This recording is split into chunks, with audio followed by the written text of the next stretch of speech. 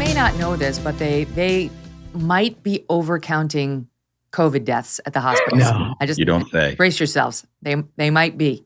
And we know this because Dr. Leanna Wen, the woman I described before the break, first wrote an op-ed in the Washington Post letting people know, and then talked about it on CNN. Now, let me take it to her Washington Post op-ed. This is the headline, overcounting COVID deaths and hospitalizations. That's a problem. She says that's a problem, okay? According to the CDC, we're experiencing 400 COVID deaths every day. But are these Americans dying from COVID or with COVID? My God, what a good question. I wish somebody had thought before now to ask that. That's brilliant, Dr. Wen. Understanding this distinction is crucial to putting the continuing toll of the coronavirus into perspective. Determining how likely it is that an infection will result in hospitalization or death helps people weigh their own risk. It also enables health officials to assess when vaccine effectiveness wanes and future rounds of boosters are needed. A gunshot victim or someone who had a heart attack, for example, could test positive for the virus, but the infection has no bearing on why they sought medical care. How did she come to this realization, guys? Well, she spoke with two infectious disease experts who estimated at one of their hospitals, 90% of the patients diagnosed with COVID are actually in the hospital for something else. Oh, man. So it's absurd. Michael Sanger, he tweets out, he's a contributor to Tablet, which is a great magazine, tweets out, breaking. Super sleuth Leanna Wen tells CNN we've been vastly overcounting COVID deaths, outlining the crucial distinction between deaths with COVID and deaths from it. How did we miss this? And then she goes on CNN and discusses this because she's a contributor there. And this was the question in response from Poppy Harlow. It wasn't, my God, the irresponsibility of us all overstating this when, by the way, we've all known this for 2 years. No kidding. Here's where she went. And I just wonder if you're concerned for people at risk like that or other vulnerable groups that this can give fodder to conspiracy theorists, to those who downplay COVID, to anti-vaxxers. I have had criticism on both sides. I think at the end of the day, we just need the truth. Yeah, that's the that concern. Would be nice. Yeah. What are the conspiracy theories, the theorists or anti-vaxxers going to do with this, Doc? What do you make of it? Megyn, I know that you have spent a lot of time on your show talking about the downfall of late night comedy and where did it go and why did it go away? But who needs late night comedy when you have all this on daytime cable?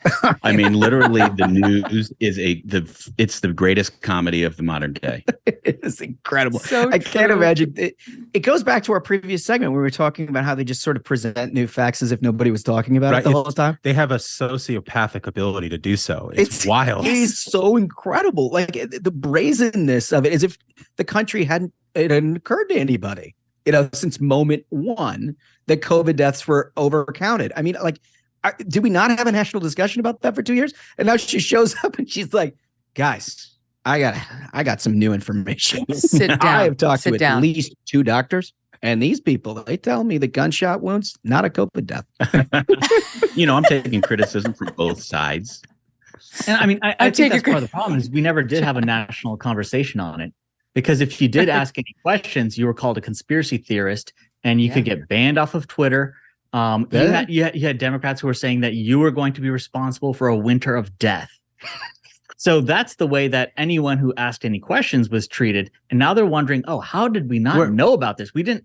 Maybe if you allow open discussions, you can come to rational conclusions. And it's a wild idea. And that's the most fascinating part at the end of that clip, right? Is this going to give fodder to conspiracy theorists? Who are right all along. Obviously. And what you come to find out is that those terms like conspiracy theorist or anti-vaxxer or whatever, for the vast majority of their use case in mainstream media is just to preserve their role as gatekeeper. Bingo. It doesn't matter that they were wrong. When they're ready to tell you the truth, that's when you get to accept it. Well, and if you ever doubt that, they will deplatform you. They will call you a conspiracy theorist. Well, wait until these guys get a load of the fact that you can still get COVID after you get vaccinated. They're really going to be surprised by that. That's going to be a shocking conspiracy. We've heard of this new thing, guys. Yeah. Called natural immunity. Can you believe this? Nobody told us about this. It turns out if you wear 3 masks and you get the shot, it's still possible. It's really unbelievable. It's really disgusting. And these same people who are trying to like force the vaccines on everybody because, you're going to die if you don't take it. Oh, wait, maybe not. Maybe you just got shot by a gun. They're now in court right now, the Biden administration, trying to make us wear masks again on airplanes. Remember how that went away? There was a judge in Florida who said this is not constitutional. He didn't have the powers to do this. And the Biden administration appealed it, that ruling to this. Remember all the videos of the people on the airplanes like, yes, ripping the masks off. It was in response to that ruling. So it's now up to the 11th Circuit Court of Appeals, which covers Florida, among other places. And Biden administration went in there on Tuesday to argue we did have the power and it should be reinstated. And now that's up for grabs. I mean, they could be coming back now because, Biden just extended the emergency declaration quietly last week.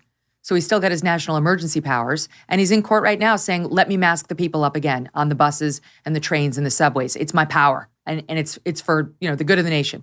It says something, though, about the silos of information that these people live in, right? I mean, the idea that you can go to court and try to now overturn it to get everybody to wear masks again is crazy enough on its face. But the idea that even if they won that court decision, that anybody's going to listen to it in this country is madness, right? I mean, just like, I don't know, talk to your neighbor. Ask if they're interested in putting a 5-year-old in a mask again. They're going to tell you to F off pretty fast. Right. Talk to some parent who's gone through this winter where RSV cases are like 7x what they were in 2019 as a result of us masking kids for 2 years. You destroyed any sort of herd immunity that we had for these other viruses. I mean, it has been a tough winter for parents with small kids. Yeah. As one of them, I know it's just been horrible. And the idea I would ever put kids back into a mask is insane. CNN now is putting her up as like newsflash, breaking news. They're overstating the COVID deaths. And, it's possible that it's not quite as deadly as we all led you to believe, right, for years, right? Because she doesn't put it like that because that would require some accountability. But I'll take you again down memory lane, back to CNN, September 2021, where people were raising these questions on the right. We're being fed these astronomical numbers of COVID deaths. Are they reliable? We've been asking on the right and independent media for 2 years now, of COVID or with COVID, because it matters, and complaining that we weren't getting those distinctions from hospitals and doctors releasing the numbers, and that the rest of the media wasn't demanding said distinctions, because the failure to distinguish was changing our lives, our children's lives, in very meaningful and profound ways.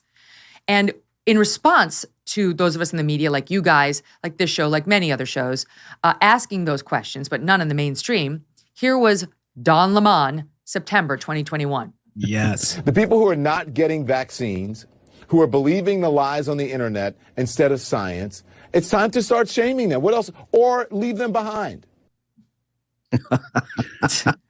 Oh, it's a nice touch to have Cuomo in there too. Right? Yeah. I miss seeing You're welcome. Glory days. It was the best of the best.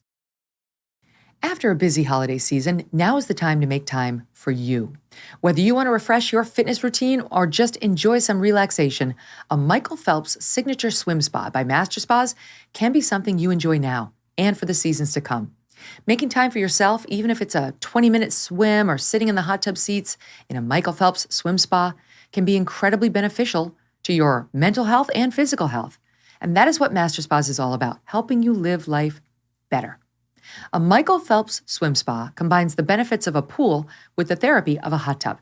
It comes in a variety of sizes to complement almost any yard, even if it's a small one. Exercising in the water is a great way to include physical activity into your daily life, whether you're a beginner or a fitness enthusiast. Michael Phelps swim spas are 100% made in the USA by Master Spas, the world's largest swim spa manufacturer. A Michael Phelps swim spa is energy efficient. You can use it all year long. Go to masterspas.com, put in the promo code MK to save $1,000 on a Michael Phelps swim spa or $500 on a Master Spas hot tub. That's masterspas.com, promo code MK. Hey, thanks so much for watching. If you like what you just saw, hit the subscribe button for more clips and full episodes.